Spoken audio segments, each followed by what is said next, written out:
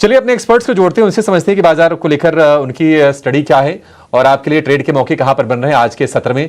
जो बचा हुआ अब लगभग सवा घंटे के आसपास का जो सत्र रह गया है। अंशुल जैन हमारे साथ हैं, लक्ष्मी सी इन्वेस्टमेंट के प्रदीप हल्दर हैं और इसके अलावा रूपक डे भी हमारे साथ जुड़ गए हैं। आप तीनों का बहुत शुक्रिया, स्वागत है टीएनए स्वदेश पर। रूपक, गुड आफ्टरनून। आप बताइए आपकी तरफ से क्लोजिंग ट्रेड्स क्या होंगे? Good afternoon Mansi. तो देखिए, मुझे लगता है कि दो स्टॉक ऐसा है जो सिग्निफिकेंट रिटर्न दे सकता है इन्वेस्टर्स को। तो पहला रहेगा केन्स। केन्स टेक्नोलॉजी ने एक सिग्निफिकेंट कंसोलिडेशन के बाद एक ब्रेकआउट दिया है, कंसोलिडेशन ब्रेकआउट दिया है और बहुत दिनों के बाद 50 EMA को रिक्लेम किया, कॉन्फिडेंटली ट्रेड करते हुए दिखाई दे रहे हैं इसके ऊपर। और यहाँ से मुझे 4170 तक लग रहा है अपसाइड। तो स्टॉक में बाई की सलाह रहेगी अराउंड करंट मार्केट प्राइस और स्टॉप लॉस रहेगा 3970, टारगेट रहेगा 4170। दूसरा कॉल रहेगा मोतीलाल ओसवाल। मोतीलाल ओसवाल लिमिटेड एक कंसोलिडेशन ब्रेकआउट दिया, 50 EMA के ऊपर कॉन्फिडेंटली ट्रेड करते हुए दिखाई दे रहा है, वॉल्यूम भी पिकअप कर रहा है। तो मुझे लगता है यहाँ से सिग्निफिकेंट अपसाइड आ सकता है, तो यहाँ से बाई करके चलना होगा और टारगेट रहेगा 830, नीचे स्टॉप लॉस डालना होगा 770 पे।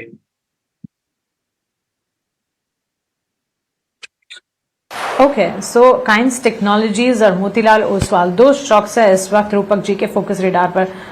आगे बढ़ते हैं, जरा कुछ स्टॉक्स की बात करते हैं जहां पे अच्छा खासा एक्शन देखने को मिल रहा है। दीपक फर्टिलाइजर आपकी स्क्रीन पर लेकर आते हैं।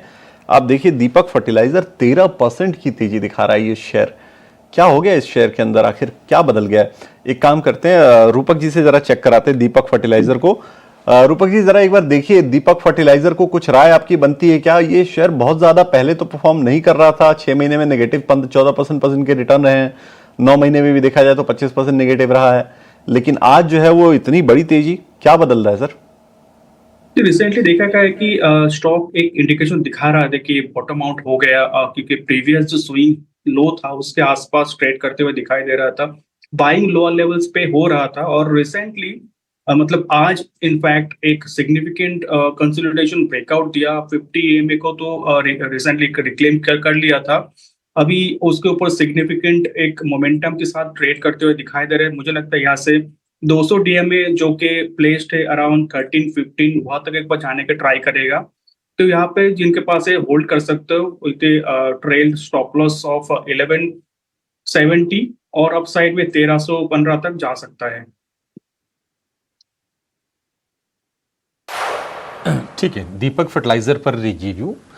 रूपक, डिफेंस क्षेत्र में अच्छा खासा रिस्पांस हम देख रहे हैं और ये कुछ पिछले दिनों से अच्छी तेजी पर चल रहे हैं। इसमें हमें शिप बिल्डिंग स्टॉक्स को भी जोड़ना है क्योंकि वहां पर भी अच्छी मजबूती के बीच कामकाज है। और यहां पर अगर आप देखें, पारस डिफेंस, डेटा पैटर्न, मिश्र धातु निगम जैसे स्टॉक्स हैं जहां पर करीब 8% तक के गेंस आज के सत्र में पाए गए हैं। वहीं Cochin shipyard, garden reach ship builder और मेसगांव डॉक जैसे स्टॉक्स भी हैं जहां पर हम अच्छी मजबूती देख रहे हैं। कुछ क्वार्टर के डाउनसाइड मूव्स भी देखे थे इन सेक्टर्स ने, इन पर्टिकुलर शिप बिल्डिंग ने, और उसके बाद वापस से ये रनअप दिखा रहे हैं। काफी लोगों की एग्जिस्टिंग पोजीशन भी होगी क्योंकि एक समय था जब डिफेंस में काफी हद तक अच्छा एक्शन और शिप बिल्डिंग स्पेस में था और उसके बाद ये डाउन ट्रेंड और वापस से चलने की कोशिश कर रही है स्टॉक। अब इन स्तरों को देखते हुए और इस मजबूती को देखते हुए जिनकी पोजीशन है उन्हें क्या करना चाहिए? डेफिनेटली जिनका पोजीशन है वो उनको भी होल्ड करना चाहिए, क्योंकि कुछ स्टॉक्स में सिग्निफिकेंट अपमूव देखने को मिला, जैसे आपने बताया एमटा टेक, ये पारस डिफेंस में सिग्निफिकेंट अपमूव आया, फिर HL जैसे स्टॉक्स में सिग्निफिकेंट अपमूव आया, सिग्निफिकेंट रिकवरी आ रहा है और शिप बिल्डिंग स्टॉक्स भी धीरे धीरे करके कैचअप करते हुए दिखाई दे रहा है। तो मुझे लगता है यहाँ से होल्ड करना चाहिए, थोड़ा यहाँ से 5-6% और अपमूव देखने को मिला तो एक बार रिव्यू लेना चाहिए, बट डेफिनेटली रिकवरी होते हुए दिख रहा है सारे स्टॉक्स में। ठीक है, तो रिव्यू करते रहें, पोजीशन है तो इसे इंटैक्ट रखें क्योंकि यहां से आगे फर्दर अपसाइड एक्सपेक्टेड है। सौमिल,